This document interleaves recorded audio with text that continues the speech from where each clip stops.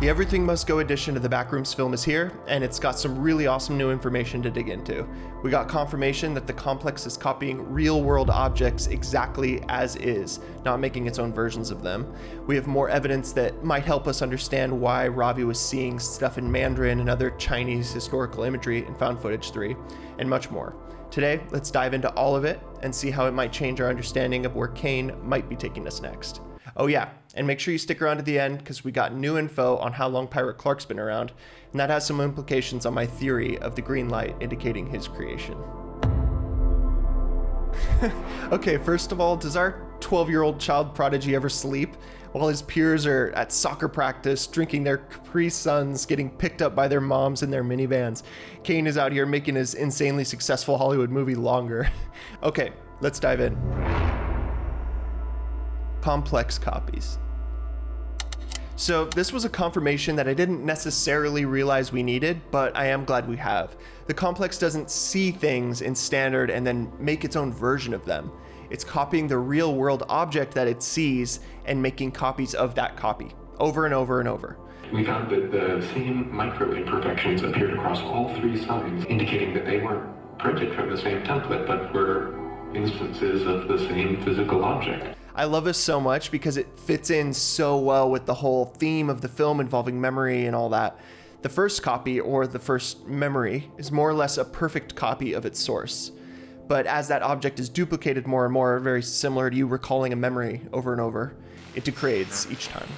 Every time you pull a memory from like your long-term storage up into your RAM, your brain is just remembering the last time you remembered it. It's not the original. So it does make so much sense why the memory gets more and more distorted and corrupted each time you're pulling it up. It makes so much sense why eventually you end up with something that looks absolutely nothing like the original. It's just so fucking cool how well these two ideas fit together, and I think that's obviously not a coincidence. I really like this concept's relationship with creative original ideas too. Like, the original is unique and perfect and new, but as more people copy something because it was good or successful or whatever, that original idea gets degraded and corrupted into something that isn't special anymore or is even ruined. All of that fits in really well with Kane's opinion on generative AI too, which is really cool. I know people have said that Backrooms is a meta commentary on AI, and I don't know if that's just an audience connection that people are bringing into it, or if Kane actually intended for it to be perceived that way. Maybe he said that and I'm not familiar with it, but either way, it still fits in well. It's like one of those fucking memes that someone screen records on their phone and reposts, and it gets reposted over and over and over again, like the same way. The compression and the information loss is so bad that it looks like dog shit and just ends up hardly resembling the original. The Mandarin Angle.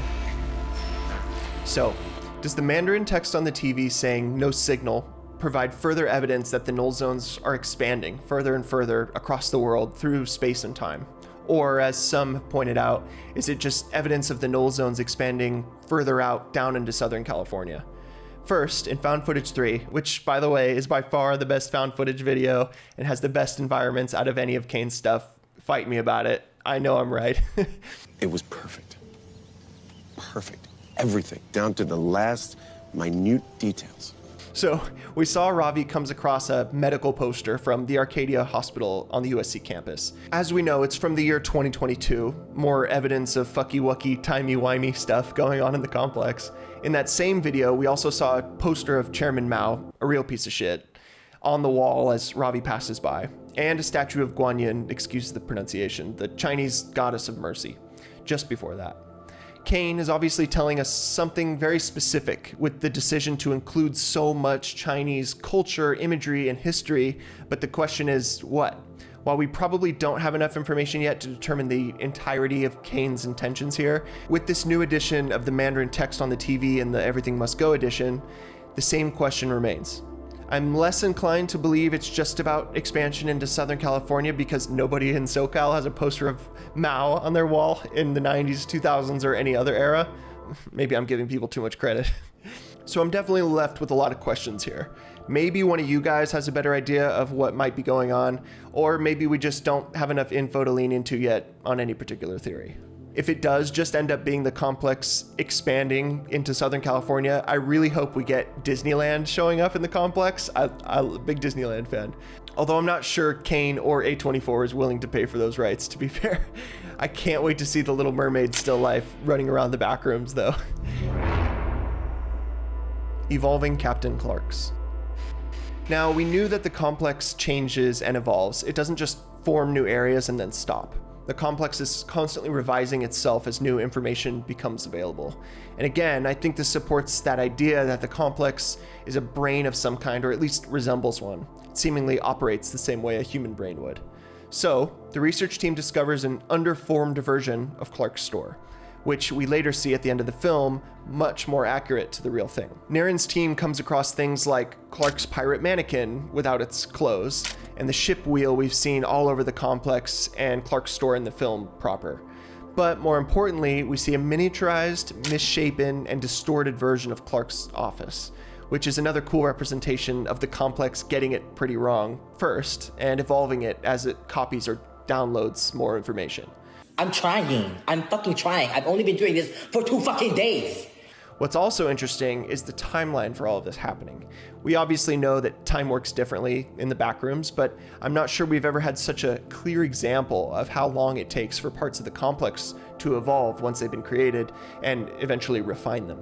If Naren Warren's expedition was on June 18th, and Mary comes across that version of Clark's store again sometime around early to mid-July, then that gives us a pretty decent idea of how long it takes for the complex's copies of Standard to evolve and refine themselves.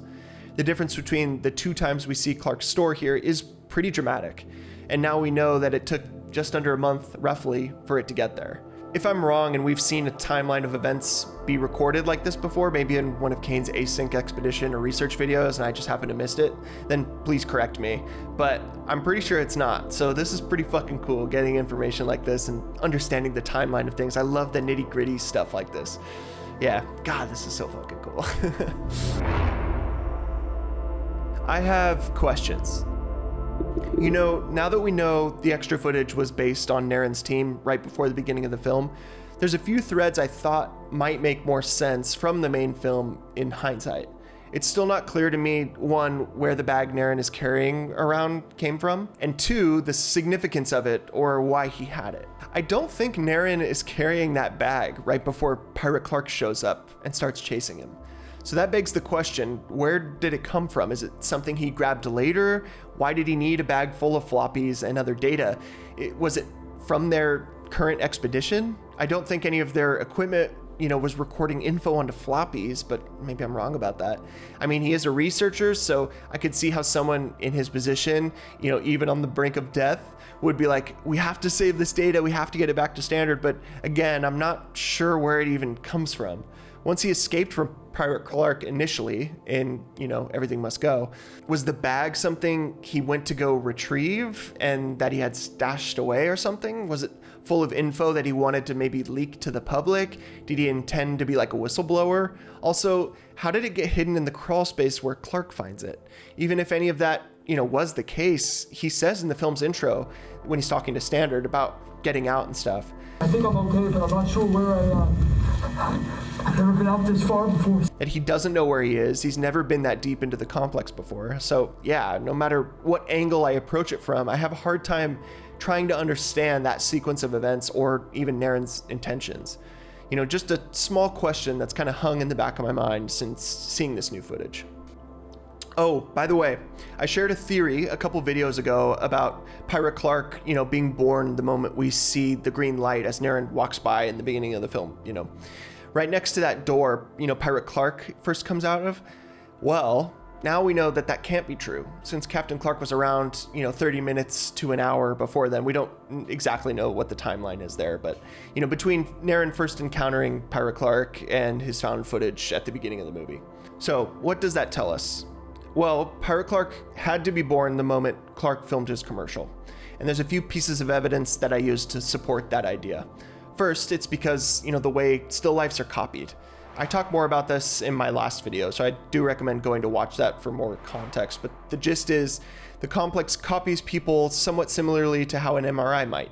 And if someone moved slightly midway through a scan or something like that, you would get repeating features, like the repeating vertical features on the bearded still life and the horizontal of the redheaded still life. So, to me, it would make sense that if Clark was copied the moment that he falls, you know, like when his throne breaks, then it stands to reason that if Clark was scanned in that moment, his features would be distorted, elongated.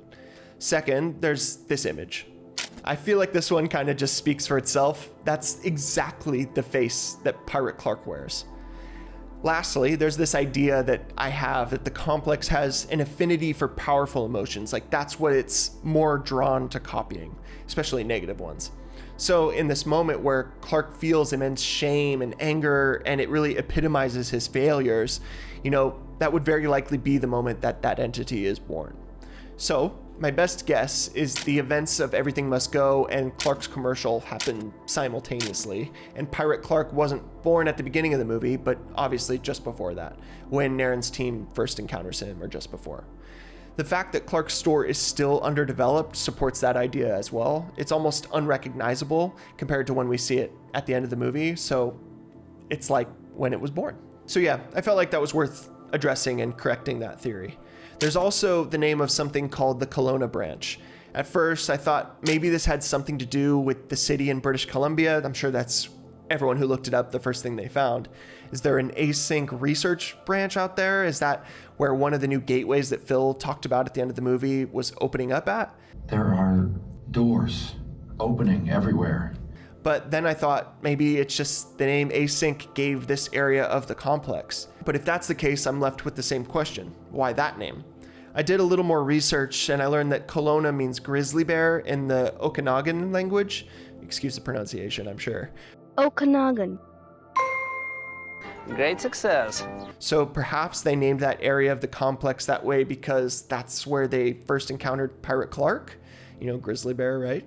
All of that's kind of interesting, but we may just not have enough info, or there's not too long of a, thread to pull on there to fully understand the meaning behind it. So overall, I'm stoked that we got this extra material. I'm never going to complain about more stuff. I, like the rest of you, are kind of always fiending for any new information or content we can get. But I do think this probably could have just been a YouTube upload. I understand the financial incentive from A24 to get people returning to the theaters, but I do think it's a little hard to justify after, like, most of you have already seen the movie like 3 times. I mean, it is directly relevant to the film itself. It's basically a prologue. But yeah, I do understand the fans that thought it wasn't really worth the price of another ticket. And with that, my friends, I think that's a great place to leave things. I appreciate you stopping by. I know your time's valuable, so thank you for spending it here with me. If you're not already subscribed, I'd appreciate a sub and a like on the video. That's always helpful. So yeah, thanks for tuning in. Talk to you guys soon. Bye.